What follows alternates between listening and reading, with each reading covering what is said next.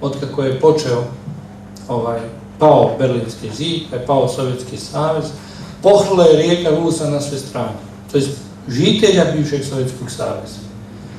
Nekih 1,5 miliona od njih je došlo u Izrael, svetu zemlju, i sada 300.000 je došlo i prošlo, otišlo bijelim svijetom, 1.200.000 je njih tamo. Sada ovako to ide. Ja dolazim idem ulicom, sjedem u autobus i kraj mene sjeda u jednoj vrlo pobožnoj jevrejskoj četvrti, sjeda jedan visoki čovjek u kožnoj jakni, znači nije onako obučen u crno-bijelo sa šeširom kao ortodoksni jevrej, samo ima onu kipa, kapicu gore na glavi i nosina ovako. A ja čitam neku knjigu na engleskom. I kaže o meni, pogleda o mene, kaže, otec, po čemu vi po anglijski čite? Po čemu nije na ruskom? Ja kažem, znaš što, ja sam Srbin, meni sve jedno ruski engleski. A, tak. A otkuda vi Srbi? Pa rekao, ovo mi izgleda dosadno u autobusu. A rekao, iz Bosnije. A, tak. A otkuda vi od Bosne? Rekao, sad ću reći. Ja od Gradiški. A, tak. Staru ili bosansku?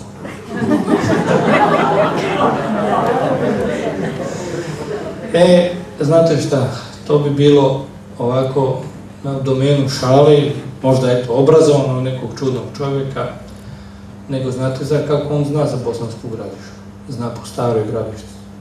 A vi znate šta je bilo u Staroj Gradišci. U Staroj Gradišci od 1941. godine, kraja te godine do 24. aprila 1945. godine bio Jasenovački logor broj 5.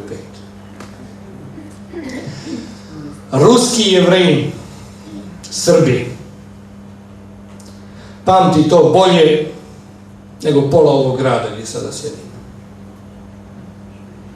Mene su 2 jevrejske starice iz Rusije po 70 godina u autobusu pitaju otkuda ste, iz Srbije. A, Pavelić.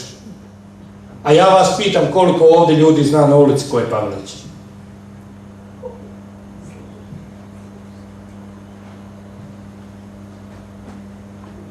Zbog toga vam večeras govorimo o svetoj zemlji između Nikona, Jerusalimca i Jasenovca. Jer sam 100 puta htio da propadnem u zemlju od srama. Kada vas neko na ulici zaustavi i pita za Jasenovac tamo. A vi u Beogradu, gdje imate napisanu riječ Jasenovac? U gradu u kome dajem glavu 1/3 stanovništva odatle. Sa Pepom Bandićem došlo u 8. ofanzivu. Najmanju ruku.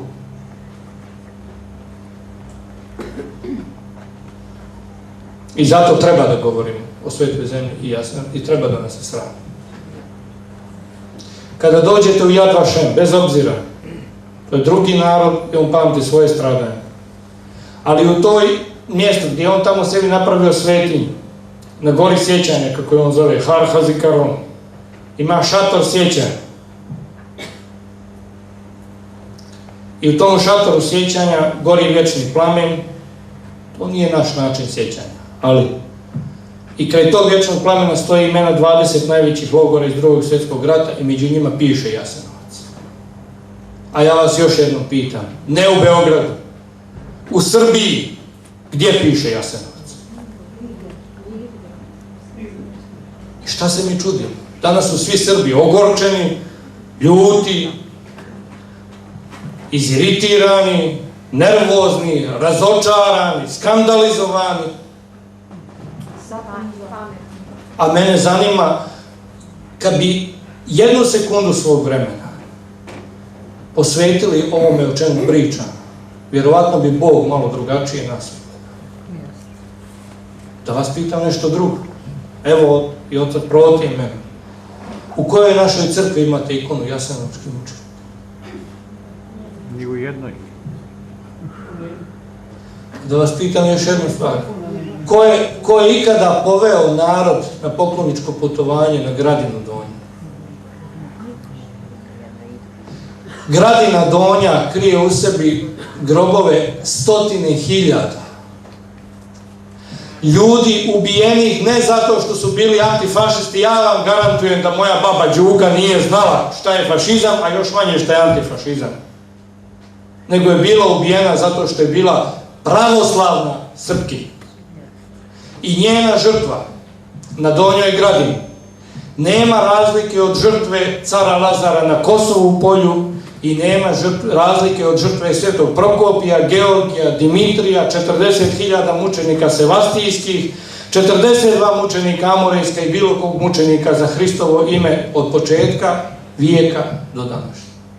Nema čistije možda žrtve.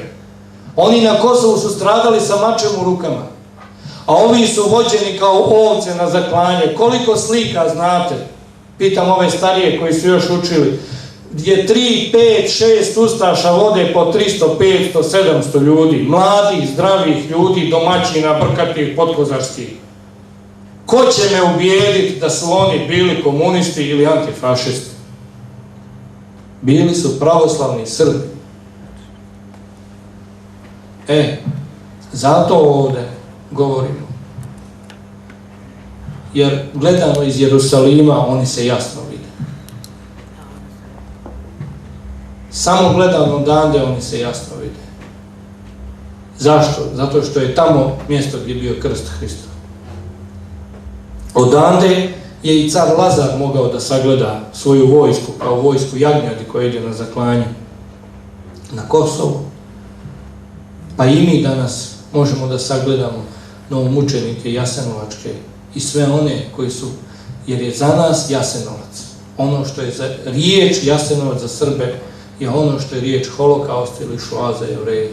Simbol stradanja za Hrista u Drugom svjetskom ratu. Naravno, Jevreji zašto su i kako su stradali, oni znaju i to je njihov veliki, ali brižljivo kažem, krst. Krst umu, kojim se taj narod muči do dana današnjeg. Ja sam svjedok toga i znam te ljude koji se muče da odgone kako i zašto.